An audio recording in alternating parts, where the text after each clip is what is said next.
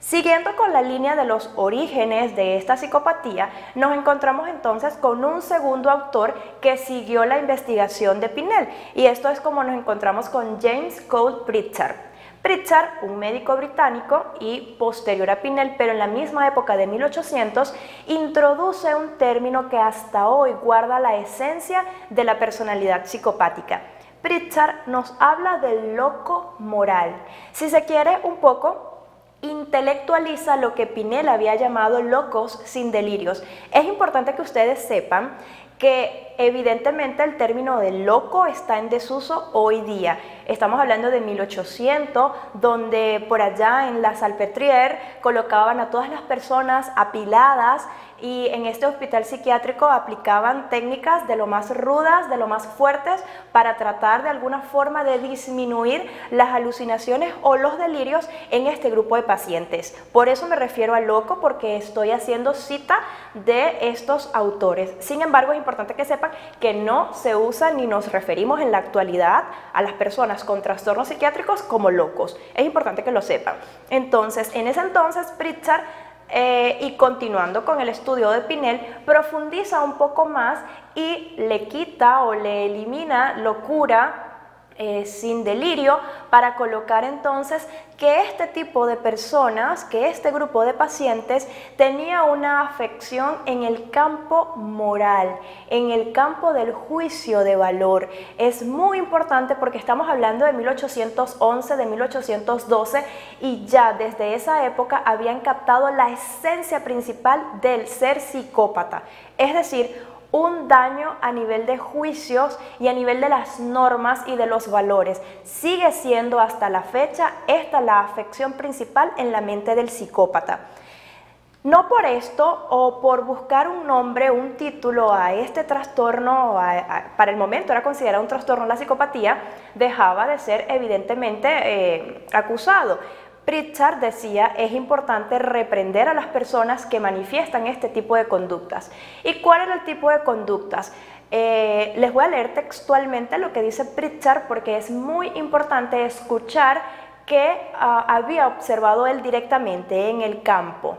Dice, una enfermedad consistente de una perversión mórbida de los sentimientos naturales, de los afectos, las inclinaciones, el temperamento, los hábitos, las disposiciones morales y los impulsos naturales, sin que aparezca ningún trastorno o defecto destacable en la inteligencia o en las facultades de conocer o razonar, y particularmente sin la presencia de ilusiones anómalas o alucinaciones. En el curso de Psicología Criminal vimos la diferencia entre el trastorno de personalidad y los trastornos psiquiátricos. De alguna forma, James Cole Pritchard nos ofrece en 1812, en 1810, esta clasificación, y se da cuenta de que en estos grupos de pacientes no existían delirios, no existían alucinaciones, y que el campo que estaba fracturado o dañado era precisamente el campo del temperamento, de la moral, de los valores, sin que la inteligencia fuese afectada. Cualidad esta que sí afectaba a los demás pacientes, a los maníacos, a los psicóticos o a los esquizofrénicos. Posteriormente, y siguiendo la misma línea de Pritchard, nos encontramos un poco más reciente, si se quiere decir de alguna forma, en 1904 con Emil Kraepelin. Vamos a estudiar entonces un poco el enfoque de Kraepelin porque es un poco más profundo. Kraepelin fue un psiquiatra alemán y fue considerado por muchos otros profesionales como el fundador de la psiquiatría moderna científica, de la psicofarmacología y de la genética psiquiátrica.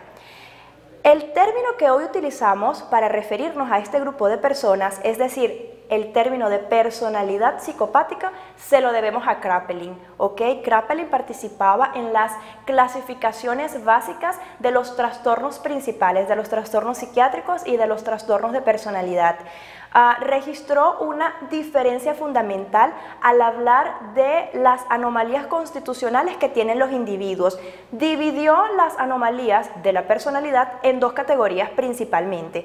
Uno, el tipo de anomalía que afecta a la persona de forma moral, afecta a la persona y afecta a los demás. Son actitudes que desde el punto de vista social y moral son reprochables. Aquí tenemos a los mentirosos, a los estafadores y a los delincuentes.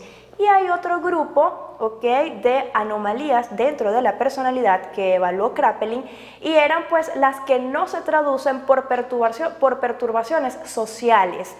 Entonces aquí tenemos a los grupos, a los nerviosos, a los ansiosos, a los que tienen niveles de excitabilidad que no logran controlar. Uno de los aportes fundamentales de Kraepelin fue hablar de tipos de psicopatía. La primera clasificación que se hizo de la psicopatía fue hecha por Emil Kraepelin. Claro que ya no tiene valor a nivel de diagnóstico, pero él observó en este campo de pacientes que atendía que muchas personalidades psicopáticas tenían diferencia. Es decir, para 1904 todavía no se hablaba de un perfil psicopático o de un perfil de personalidad psicopático porque había muchas diferencias entre los pacientes.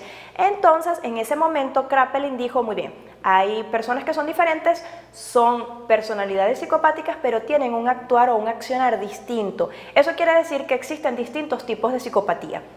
Nos ofrece entonces 8 tipos de personalidades psicopáticas. Es así como nos da el tipo antisocial, el excéntrico, el impulsivo, el pendenciero, el inestable, el excitable, el mentiroso y el tramposo. Con estas 8 características o 8 tipos de personalidades psicopáticas, Kraepelin entonces abre un poco el abanico a quienes fueron sus estudiantes, y uno de sus estudiantes más involucrados en este tema de la psicopatía y de lo social fue Kurt Schneider.